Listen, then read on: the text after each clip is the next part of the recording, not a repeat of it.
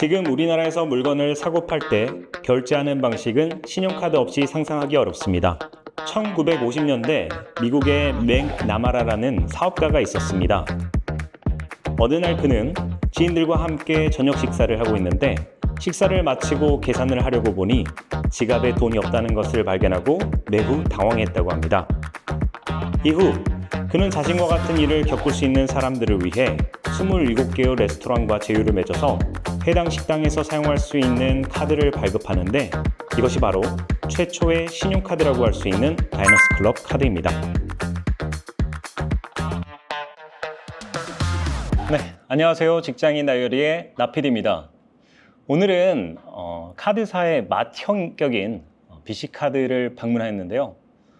직사각형 모양의 이 카드, 이 직사각형 모양은 모든 카드사가 동일한 것 같습니다. 앞서 신용카드 역사에 대해서 간략하게 말씀드렸는데요.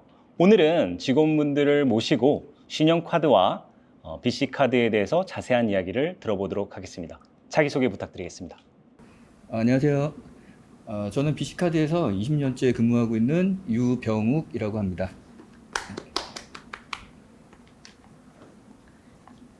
네, 안녕하세요. 저는 BC카드에서 10년째 근무하고 있는 최세연입니다. 네, 반갑습니다. 제 지갑에도 신용카드가 몇 장이 이제 꼽혀 있는데요. 우리가 이제 지폐나 동전 같은 것을 쓸 일이 요즘에 일이 없잖아요.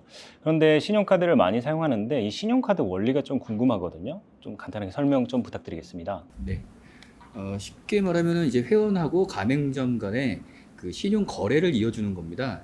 이제 회원이 만약에 가맹점에서 물건을 구입하고 신용카드로 결제를 하면 회원하고 가맹점 간에는 채권이 발생을 해요. 네, 그 돈을 바로 입금받는 게 아니기 때문에 그러면 그 채권을 할인된 가격으로 매입해서 가맹점에 대신 정산을 해주고 그다음에 결제일이 되면 회원한테 청구해서 받는 방식입니다. 그러니까 아주 쉽게 설명을 하면 외상값 대신 갚아주고 소정의 수수료를 좀 받는다 이렇게 생각을 하시면 될 것 같습니다. 그렇군요. 그러면 이번에는 그 BC카드라는 이름에 대해서 조금 궁금하거든요. 무슨 뜻인가요? 이제 BC의 이름을 설명을 하려면 약간의 그 배경 설명이 필요한데요. 이 신용카드업이라는 것은 라이센스가 필요한 사업입니다. 근데 이제 1980년대 초반에 정부에서 이제 우리나라 시중은행들에게 이 신용카드 라이센스를 부여를 해요. 그게 아마 올림픽을 염두에 두고 이제 카드 인프라를 구축하기 위한 걸로 알고 있는데, 근데 이 신용카드업을 구축한다는 거는 이 인프라 구축비, 그러니까 이 초기 진입 비용이 상당히 큰 사업이에요. 근데 각종 시중은행들이 전부 다 사업을 하겠다라고 하니 초기 진입 비용이 너무 많이 들어가는 거죠. 그래서 생각을 한 게 은행들이 비용을 조금씩 각축하고 인프라를 하나만 구축을 해서 니네가 좀 공동으로 사용하자, 이 인프라를 공동으로 사용하자 이렇게 진행이 됐었고 그렇게 1982년도에 은행 신용카드 협회라는 게 생기게 됩니다. 그리고 그 다음 해에 주식회사 BC카드가 설립이 되는 거고요. 이렇게 해서 뱅크 크레딧 카드, 이게 BC카드의 뜻입니다. 그러면 궁금한 점이 있는데 우리가 은행이나 카드사에서 카드를 발급받게 되면 그 뒷면에 비자, BC 이렇게 있더라고요. 그 차이는 뭔가요? BC카드를 보면 BC 바로카드라는 것도 있지만 대부분 은행 로고랑 BC 로고가 함께 있는 것을 보실 수가 있는데요. 요거 설명을 하려면 약간의 배경 지식이 조금 필요할 것 같아요. 이제 신용카드에는 4개의 당사자가 있는데요. 회원, 가맹점, 그리고 발급사와 매입사가 있습니다. 발급사는 말 그대로 회원을 모집해서 신용카드를 발급해주는 회사고요. 매입사란 아까 이제 신용카드는 가맹점에서 발생한 채권을 매입한다고 했잖아요. 근데 가맹점 채권을 매입을 해서 이제 발급사랑 가맹점 간에 정산을 해주는 회사를 말합니다. 그래서 은행은 발급사가 되는 것이고 BC는 매입사가 되는 4당사자 구조인데요.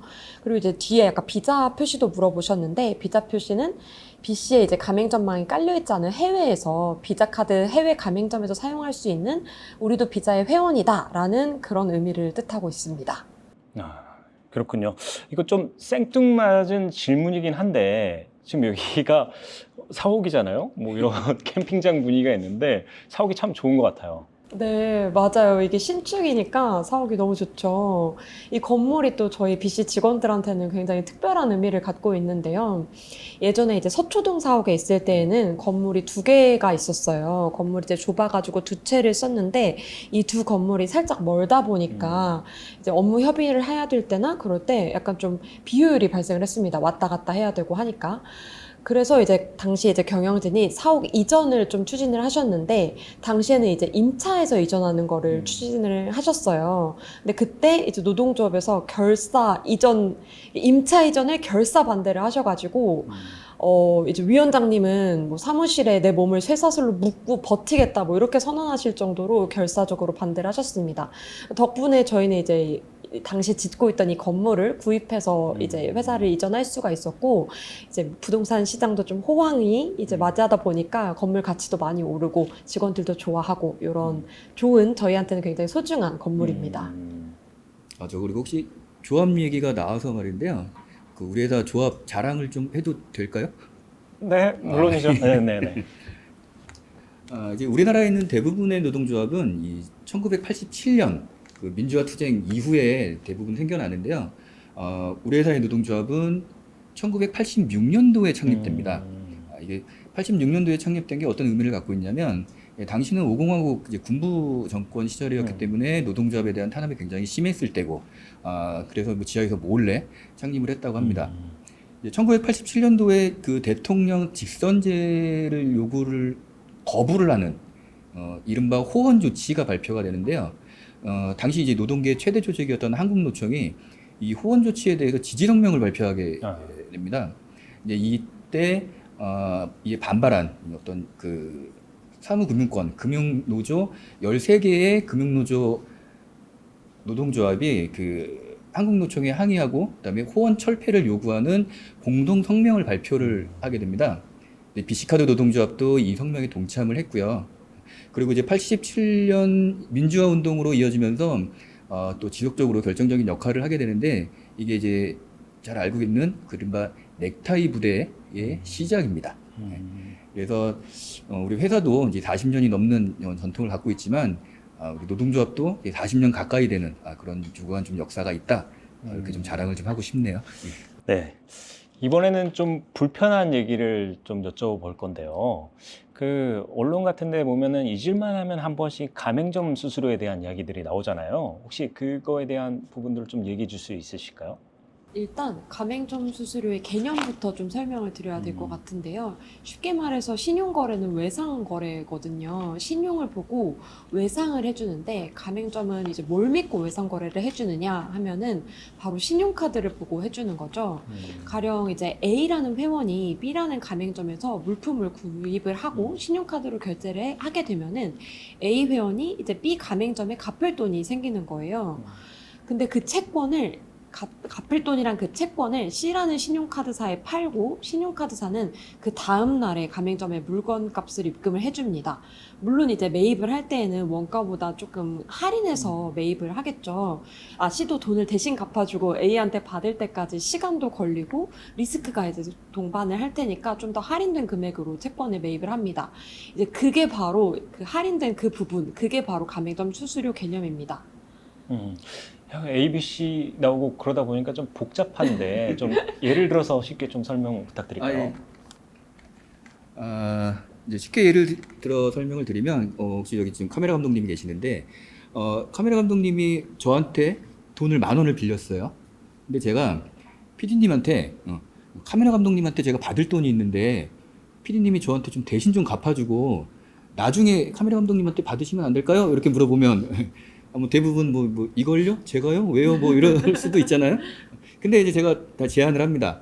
제가 카메라 감독님한테 받을 돈이 10,000원인데 저한테 9,800원만 주시고 나중에 10,000원 받으세요.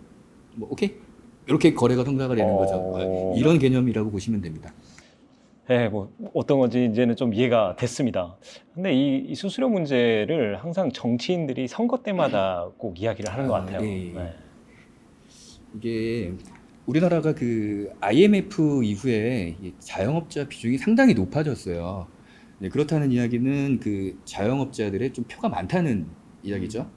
그래서 이 표를 의식한 정치인들이 이제 신용카드사에 가맹점 수수료 좀 인하 압박을 좀 했었어요.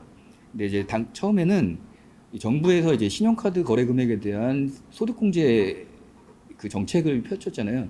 그 덕에 그 신용카드 매출이 좀 늘어난 면도 있었고, 그리고 또 같이 상생하자, IMF에도 다들 이렇게 힘들어졌는데 같이 상생하자라는 의미로 가맹점 수수료 체계를 좀 개편하고 좀 깎아주는 그 일이 있었습니다. 근데 이게 굉장히 반응이 좋았어요. 그러다 보니까 선거 때만 되면 정치인들이 계속 이 카드 수수료 문제를 들고 나오고, 이걸 아예 3년마다 카드 수수료 적정 비용을 재산정하자, 이렇게 법 제도화까지 시켜버렸거든요. 그러니까 이게 3년마다 이제 수수료 적격 비용 재산정이 되는 주기가 도래하거나, 아니면 또 뭐 총선이 있거나 이럴 때마다 이렇게 좀 많이 쟁점이 되는 것 같습니다. 아, 그래요. 그럼 가맹점 수수료가 약간 높은 편인가요? 안 그러면 좀 낮은 편인가요? 아니면 적정한 수준인가요?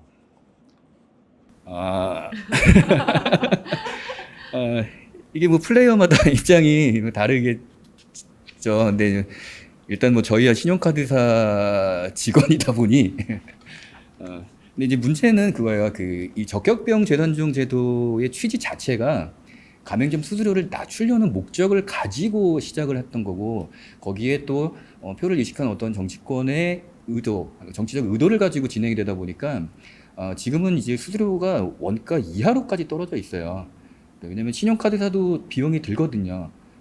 자금 조달 비용도 드는 거고, 그다음에 연체를 할 수 있으니까 리스크 관리 비용도 드는 거고, 또 전산 유지 비용, 그다음에 상품 서비스 마케팅 비용 뭐 등등 이제 비용이 들어가는데, 그리고 또 이제 벤사라고 해서 가맹점과 카드사를 이어주는 네트워크 회사가 있습니다. 이때 거래중개 수수료라는 걸 발생을 하는데, 그 거래중개 수수료마저도 다 카드사가 부담을 하고 있어요.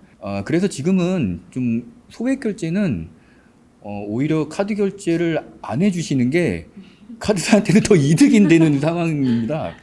그리고 그 중에서는 이제 가장 속상한 부분은 마치 카드사만 폭리를 취하고 있는 것처럼 여론몰이가 되는 상황입니다. 이미 전체 가맹점 중에서 90% 이상이 우대 가맹점 수수료를 적용받고 있고, 가맹점 수수료는 더 이상 카드사에게 주수익 모델이 되지 못하고 있는데도 불구하고 수수료를 더 낮춰야 된다, 아예 없애야 된다, 이런 주장을 하는 일부 정치인분들을 보면은 이제 카드사 종사자 입장에서는 약간 속이 좀 상하는 부분이 있습니다. 제가 이전에 온누리 상품권 업무를 해봐서 이제 실제로 가맹점 사장님들 많이 만나 뵙는데, 사장님들 만나 뵈면은 수수료 1% 때문에 장사 못하겠다고 하시는 분들은 없어요. 오히려 수수료 내더라도 매출이 많이 일어나면 좋은 거지라고 생각을 하시는 거고, 실제로 이제 이게 뭐가 대수냐? 1% 수수료가 매출만 잘 일어나면 되지 이게 뭐가 대수냐라고 하는 사장님들이 굉장히 많으십니다. 실제로 가맹점에게 가장 큰 부담은 이 수수료보다는 10%의 세금이거든요. 그러면 제 판단에는 이렇게 신용카드 사용이 확대되면서 이득 보는 거는 정부라고 생각이 되거든요. 왜냐하면 어떻게 보면 세수가 더 거치는 거잖아요. 네. 맞습니다. 이제 그 신용카드를 사용을 하게 되면 가맹점 매출이 이제 투명해지기 때문에 어떤 정부의 이제 그 세제에는 큰 도움이 되죠. 실제로 가끔 일부 가맹점들 가면은 이제 사장님들이 현금 결제하면은 뭐 10% 할인해 줄게 뭐 이렇게 유도하시는 분들이 가끔 계세요. 예. 그러면서 하시는 말씀이 카드 수수료 10% 빠져서 뭐 깎아드릴 수 있는 거예요. 말씀을 하시는데, 정확한 표현은 카드 수수료가 아니고 세금 10%가 빠지는 거죠. 이게 정확한 표현이죠. 그래서 이제 신용카드로 좀 많은 이득을 보는 정부가 어떤 세금 감면이라든가 뭐 지역 화폐라든가 이런 정책으로 지원할 생각은 하지 않고, 일부 정치인들이 계속 가맹점 수수료만 갖고 언급하는 거는 뭐 제 생각에는 좀 경제적인 지식이 없어서 그런 게 아닐까? 이런 생각이 듭니다. 또 영세한 가맹점들을 보호한다고 정부가 개입을 하는데, 대형 가맹점들은 신경을 안 쓴단 말이에요. 대형 가맹점들은 카드사보다 협상에서 유리한 위치를 선점하고 있는데, 그거는 이제 가맹점이랑 카드사가 알아서 할 문제라고 하더라고요. 시장 경제에 개입하지 않겠다는 건데, 이거는 좀 앞뒤가 맞지가 않죠. 그리고 유독 카드사에게만 그 규제의 칼날을 들이미는 것도 문제예요. 유사한 사업을 하는 뭐 핀테크 회사나 또 배달앱 회사는 그냥 건드리지 않는단 말이죠. 뭐 핀테크 페이 결제나 배달앱 수수료는 신용카드가 몇 배나 돼도 규제를 잘 안 해요. 유독 신용카드만 그렇게 규제를 하는 것도 참 문제예요. 그럼 두 분의 입장은 뭐 정부와 정치인들이 문제다? 좀 억울한 면이 많다. 억울하다. 아. 좀 억울하다. 제가 또 궁금한 게 이번 TMF 사태에서도 또 카드사들의 책임에 대한 부분들이 또 언급이 되잖아요. 이에 대해서는 또 어떻게 생각하세요? 이것도 참 억울하죠. 이제 이 결제 사업자는 규제 대상이고, 그다음에 이커머스 사업자는 그 육성 대상이고, 이렇게 이커머스 사업자는 각종 규제를 다 풀어주고 하다가 정작 사태가 터지니까 결제 사업자 니네가 좀 해결해라 뭐 이런 셈인데요. 일단 이 자금의 흐름을 보면 이제 카드사에서 PG사라는 곳으로 정산을 해줍니다. 이 PG사는 페이먼트 게이트라고 하는 그 중간 결제 대행사를 뜻하는 거고요. 이 PG사에서 이커머스 사업자에게 정산을 해주고, 그러면 이커머스 사업자가 다시 벤더사, 그러니까 물건을 제공하는 벤더사에게 정산을 해줘야 되는데, 이커머스 사업자가 벤더사한테 정산을 해주기 전에 그 돈을 딴 데다 다 써버리고 정산을 못 해준 거예요. 그래서 이 사태가 난 건데, 이때 이제 PG사들은 이제 온라인 가맹점들은 좀 리스크가 크기 때문에 좀 온라인 가맹점들이 갑자기 문을 닫는다든가 뭐 물건을 안 보낸다든가 뭐 사고가 난다든가 이런 일이 있기 때문에 이제 지급준비금을 좀 쌓게 돼 있어요.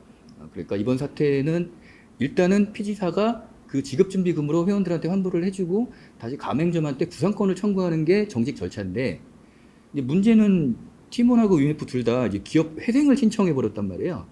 그러니까 이제 PG사는 독박을 쓰게 된 거죠. 이렇게 PG사들이 좀 영세하기도 하고 이번에 그 금액도 크다 보니까 도저히 감당할 능력도 안 되고, 그러니까 이제 금융 당국에서 이제 카드사 니네도 좀 같이 부담해야 되는 거 아니야? 카드사들도 좀 이 결제 책임 환불 책임이 있는 거 아니야? 이런 식으로 좀 이야기를 하는 건데요. 이제 문제는 카드사는 이미 정산을 다 해줬고, 그 다음에 환불 처리를 해줄 어떤 법적 근거라든가 내부 규정이 없어요. 그렇다고 이제 뭐 회원들을 위해서 뭐 선의로 배상을 해준다? 이게 신용카드사도 주식회사거든요. 이걸 뭐 선의로 비용을 쓴다라고 하면은 경영진이 업무상 배임 처리가 될 수는 있는 거예요. 근데 이거를 금융당국이 이게 모르는 건지 아니면 알면서도 뭐 우리가 믿을 건 카드사뿐이 더 있니라고 뭐 나오는 건지, 이게 좀 약간 무책임한 소리기도 하죠. 그리고 이제 또 화가 나는 부분은 또 뭐냐면, 좀 억울한 부분은 뭐냐면, 이커머스사들의 이제 저런 영업 행태는 상당히 좀 위험이 크다라는, 그래서 뭐 지급 주기 아니면 뭐 지급 준비금 이런 것들을 좀 준비해야 되는 거 아니냐라는 것들을 이게 뭐 전문가들이 계속 수차례 경고를 했단 말이에요. 근데 정부 당국에서는 뭐 우리나라에도 뭐 아마존과 같은 뭐 이커머스사가 나올 수 있다 막 이래가면서 그 규제들을 하나도 하지 않고 규제를 다 풀어주는 쪽으로 일관되게 정책을 펼쳤거든요. 그러다가 막상 사고가 터지니까 카드사, 결제 사업자, 뭐 PG사 니네가 좀 알아서 좀 해결해봐 지금 이렇게 나오는 건데, 참 쉬운 얘기 같지는 않아요. 그러니까 제 생각에는 이걸 위한 별도 TF나 이런 것들을 꾸려서 같이 논의를 해야 되는 그런 상황으로 보입니다. 화가 많이 나신 것 같습니다. 자, 이제 정리 한번 해봐야 할 것 같아요. 신용카드의 장점과 단점이 있다고 하면 어떤 게 있을까요? 우선 단점부터 말씀을 드릴게요. 그래야 나중에 좀 장점이 부각되니까. 단점은 좀 사례를 들어서 말씀을 드릴게요. 이제 기억하시는 분들도 있겠지만 우리 2000년대 초반에 이른바 카드 대란이라고 있었는데, 당시에 이제 회원수 1위를 자랑하던 그 카드사가 이제 자금난을 겪게 되면서 대출을 중단하게 돼요. 근데 이제 당시 우리나라가 이 카드값 돌려막기 하는 사람들이 굉장히 많았단 말이죠. 예. 근데 이제 회원수 1위라고 하던 카드사에서 대출을 중단해 버리니까 돌려막기가 안 되는 거예요. 그러면서 연쇄적으로 막 연체가 발생을 해서 문제가 된 이제 그런 사건이었는데요. 당시에는 이제 우리나라 카드사들이 어떤 리스크 관리의 개념이 없었어요. 그래서 이제 신용도나 이제 결제 능력을 보지 않고 좀 카드를 좀 발급을 했고, 좀 과도한 한도를 부여했고, 뭐 그렇게 이제 카드 대란이 발생을 한 건데, 지금은 리스크 관리가 아주 잘 되고 있어요. 그 일반 다른 금융사보다도 되게 연체율이 되게 적은 편이고요. 그럼 이제 장점만 남았네요. 이어가 주시죠. 네. 네. 장점은 일단 현금 없는 사회를 만들었다는 거죠. 사회적으로 이제 돈을 찍어내는 데 드는 비용을 많이 줄일 수가 있었습니다. 그래서 범죄율이 낮아진 면도 있어요. 사람들이 현금을 안 들고 다니니까요. 네, 그럴 수도 있겠네요. 네. 그리고 정부 차원에서는 가맹점들의 매출이 투명해지면서 세수를 확보하는 데 큰 도움이 되었고요. 그리고 무엇보다도 내수시장 활성화에 크게 이바지를 했습니다.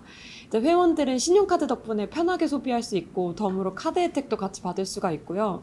회원들이 편하게 소비를 하니까 가맹점은 매출이 증대하고 가맹점 매출이 증대하면 또 정부에 세수가 들어오고 기업들은 물건이 많이 팔리고 하는 이제 선순환 구조를 만드는데 이제 결정적인 역할을 신용카드사가 하고 있는 거죠. 네, 말씀 감사합니다. 근데 이제 진짜 중요한 질문인데요. 무엇보다도 이제 우리 카드사에 취업을 원하시는 우리 분들이 계시잖아요. 그분들한테 좀 한 말씀 부탁드리겠습니다. 물론 지금은 이제 고금리 상황이기 때문에 또 신용카드사뿐만이 아니라 이제 금융업 전체적으로 좀 어렵기는 합니다. 그리고 또 이제 가맹점 스스로도 이제 수익이 나지 못하고 있는 그런 상황이라 카드사들이 예전의 영광이 있을 만큼의 이익이 나지 않고 있는 것은 현실이긴 한데요. 근데 오히려 카드사는 향후 그 사업의 기회가 되게 많이 있어요. 이게 굉장히 아이러니한 게 정부가 이 가맹점 수수료 가지고는 이익이 날 수 없는 구조를 만들어 놓고는 대신해서 다른 사업 분야로 진출할 수 있는 규제를 좀 많이 풀어줬어요. 그래서 지금은 이제 어떤 다른 금융 분야로 많이 좀 진출을 하고 있는 그런 단계입니다. 그 중에서도 특히 이제 데이터 사업에 대한 허가권을 좀 부여를 해줬는데요. 카드사의 결제 데이터는 그 활용 가치가 이제 매우 높은 것으로 이제 평가되고 있고 앞으로의 전망도 꽤 유망하다고 할 수가 있겠습니다. 이 신용카드사는 앞으로는 그 어떤 종합금융회사처럼 좀 다양한 도전을 할 수 있는 그런 매력적인 회사가 될 것이다. 이렇게 좀 말씀드리겠습니다.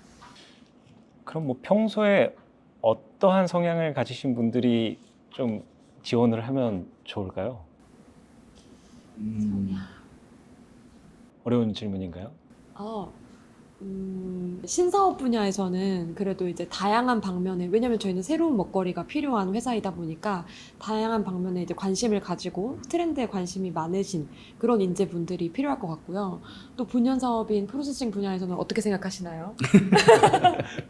대부분의 이제 그 금융사들이 뭐 비슷하겠지만 일단은 이제 정직하고 성실하고 네. 그렇죠. 네. 금융에서는 그게 최고인 것 같아요. 정직하고 성실하고.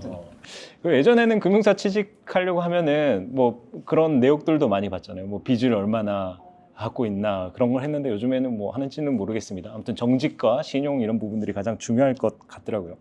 그러면 BC 카드만의 매력을 좀 말씀을 해주실 수 있을까요? 일단 우리나라에 40년 동안 사명을 유지한 회사가 많지 않습니다. 그만큼 이제 안정적인 비즈니스 모델을 가지고 있다는 거고요.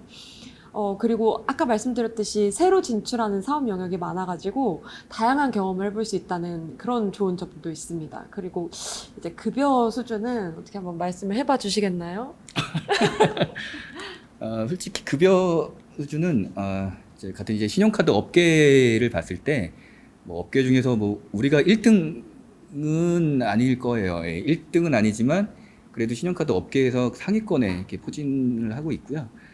이제 보통 금융권에서 이제 뭐 연봉이라든가 급여를 이야기할 때 은행들하고 많이 비교를 해요. 은행들하고 많이 비교를 하는데 은행 평균으로 보자면 은행권에서 시중은행권에서 한 중상 정도 되지 않을까? 이렇게. 제가 은행권의 급여 수준을 아는데 상당히 높네요. 그런 것으로. 그리고 아까 앞에서도 자랑했지만 삐까번쩍한 신축 건물을 소유를 하고 있고 강성한 노동조합 덕분에 이제 복지 수준이랑 워라밸은 어디 가도 좀 뒤지지 않는다라고 자신 있게 말씀드릴 수 있습니다.